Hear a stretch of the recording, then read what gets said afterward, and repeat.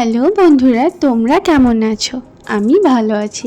তো এটা অনেক দিন আগের ভিডিও, এটা রাখি পূর্ণিমার দিন। তো আমি এখানে বাবাইকে সকাল সকাল স্নান করিয়ে রেডি করে দিচ্ছিলাম। এখানে ওর ইমি দিদি ভাই থাকে, ওর কাছে রাখি পড়তে যাবে সেই জন্য। তো দেখো ওকে আমি রেডি করে দিচ্ছি। আর আমার না বড় ভিডিও দেওয়াই হচ্ছে না। অনেক দিন আগে ভিডিওটা শ্যুট করে রেখেছি, কিন্তু ভিডিওটা দেব সেটা আর হয়ে উঠছে না। না এডিট করতে পারছি, না ভয়েস দিতে পারছি। তো অনেক কষ্টে আজকে ভেবেছি না আজকে ভিডিওটা দেবই। তো এই দেখো, এটা হচ্ছে আমাদের পাশের ফ্ল্যাটে ওর একটা দিদি ভাই আছে, তো ওর কাছে রাখি পড়তে গেছে। রাখি পড়তে গিয়ে সে তো বেজায় খুশি, এখন মুডটা ভালো আছে তো সেই জন্য। তো দেখো ও রাখি পরে এখন বসে বসে টিভি দেখছে। তো তোমরা ভিডিওটা পুরোটা দেখতে থাকো, আশা করি তোমাদের ভালো লাগবে। আমি ভাবি যে বড় ভিডিও শেয়ার করব তোমাদের সঙ্গে, কিন্তু হয়ে ওঠে না। বুঝতেই পারছো, ছোট বাচ্চা, ওকে নিয়ে ভিডিও এডিট করা, পোস্ট করা, আবার ভিডিও শ্যুট করাও মাঝে মাঝে অসুবিধা হয়ে যায়। এমনিতে তো ও ভীষণ কান্নাকাটি করে মাঝে মাঝে, তো ভিডিওতে কথা বলতে পারি না, তো ভয়েস রেকর্ডিং করতে হয় পরে। তো সেই জন্য আবার পুরোটা করা সম্ভব হয়ে ওঠে না। তো এই দেখো আমরা দিদির বাড়ি চলে এসেছি। তো এখানে এসে আমি যে রাখি যে থালাটা হয় সেটা পুরোটা সাজিয়ে নিয়েছি। এখন এই যে ওর দিদিভাই ওকে রাখি পরাচ্ছে। তো ওকে ভালো ড্রেস পরিয়েই নিয়ে এসেছিলাম, কিন্তু কি বলবো, ছোটো বাচ্চা তো, ও খেতে গিয়ে ড্রেসটা পুরো ভিজিয়ে দিয়েছে। আর আমি আর ভালো ড্রেস নিয়ে আসিনি, এই কাছেই তো সেই জন্য। তো এই দেখো এখন ওকে এরকমই একটা বাড়িতে পরে থাকার মতো ড্রেস পরিয়ে দিয়েছি। তো দেখো এখন না ওর বড্ড ঘুম পেয়ে গেছে। ও দিদিভাই স্কুল গেছিলো, স্কুল থেকে এসে স্নান করে খাওয়া দাওয়া করে রেডি হয়ে তারপরে এখন ওকে রাখি পরাচ্ছে। তো আমরা এসেছি 1:30টার দিকে, এখন বাজে প্রায় 2:30টার মতো। তো ওর অনেকটাই ঘুম পেয়ে গেছে, তো একটু বিরক্ত হচ্ছিলো। তো আমি বললাম আচ্ছা ঠিক আছে, ঘুম থেকে উঠে আবার কখন পড়াবে, আবার বাড়ি আসতে হবে, তো সেই জন্য আমি বললাম এখনই পরিয়ে দে। তো এই দেখো ও তো এখন শুধু উঠে উঠে পালাচ্ছে, এখন ঘুম পাচ্ছে ওই জন্য। তো চলো দিদিভাই রাখি পরাবে, মিষ্টি খাইয়ে দেবে। তো তোমরা ভিডিওটা পুরোটা দেখতে থাকো।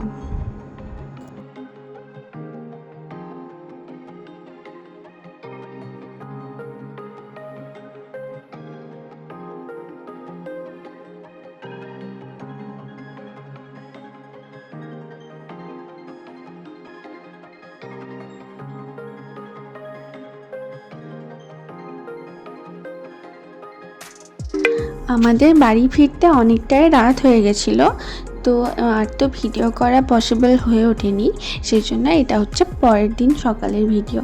তো আমি এখানে একটু ফ্রায়েড রাইস আর পনিরের সবজি বানাবো, তো ভাবলাম চলো তোমাদের সাথেও শেয়ার করি। তো আমি এখানে চালটা ভালো করে ধুয়ে হাঁড়িতে বসিয়ে দিয়েছি, তার সাথে একটু গোটা গরম মশলা আর একটু নুন আর একটু ঘি ওর মধ্যে দিয়ে দিয়েছি। সকালবেলা আমরা বেশিরভাগ দিন মুড়িটাই খাই, কিন্তু আজকে সবার ইচ্ছে করলো আচ্ছা ঠিক আছে একটু চিড়ে খাওয়া যাক। তো এই যে একটু দুধ গরম করে নিয়েছি, আর কলা মিষ্টি তো ছিলই, তো এই দিয়ে সবাই মিলে একটু চিড়ে খেয়ে নিয়েছি। আমি এখানে ভাতগুলো একটু ঠান্ডা করতে দিয়েছি যাতে একটু ঝরঝরে হয়, সেই জন্য ফ্রাইড রাইসটা। আর এখানে আমি পনিরের জন্য পেঁয়াজ, টমেটো, তারপর আলু একটু কেটে রেখেছি। আমরা একটু আলু খেতে বেশি ভালোবাসি, সেই জন্য সবই একটু আলু দিই। তো তোমরা চাইলে নাও দিতে পারো, কোনো অসুবিধা নেই। তো আমি এখানে পনিরগুলো ভালো করে কেটে নিচ্ছি।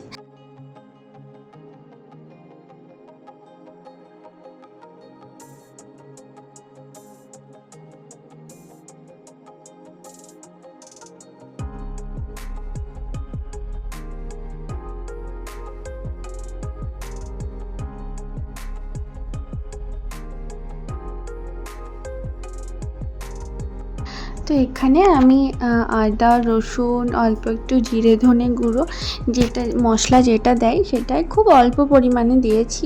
আর তার সঙ্গে আমি যেটা দিয়েছি একটু টক দই আর একটু পোস্ত ভালো করে বেটে তারপর ওটা দিয়েছি। তো তোমরাও চাইলে এভাবে বানাতে পারো, ভীষণই টেস্টি হয় খেতে। তো দেখো আমার মোটামুটি এটা হয়ে গেছে। এখন একটু জল দিয়ে এটা ফুটিয়ে নিলে রান্নাটা হয়ে যাবে। তো চলো তোমরা দেখতে থাকো।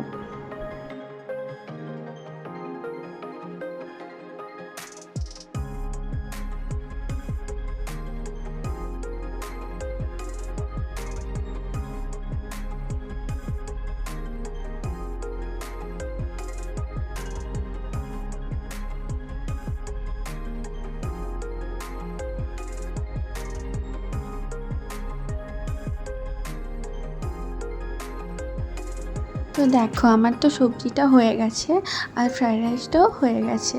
তো আমি প্রথমে গাজরগুলো ভাজতে ভুলে গেছিলাম। তো পরে আবার আরেকটা কড়াইয়ে গাজর ড্রাই ফ্রুটস এগুলো ভেজে নিয়েছি। তো আমাদের ক্যাপসিকাম কেউ খুব একটা খায় না, আর কিশমিশ এগুলো কেউই খুব একটা পছন্দ করে না করে, ওগুলো আমি আর দিইনি। আমি শুধু একটু গাজর আর কাজু ঘিতে ভেজে ওতে দিয়ে দিয়েছিলাম। তো এই দেখো আমাদের হয়ে গেছে।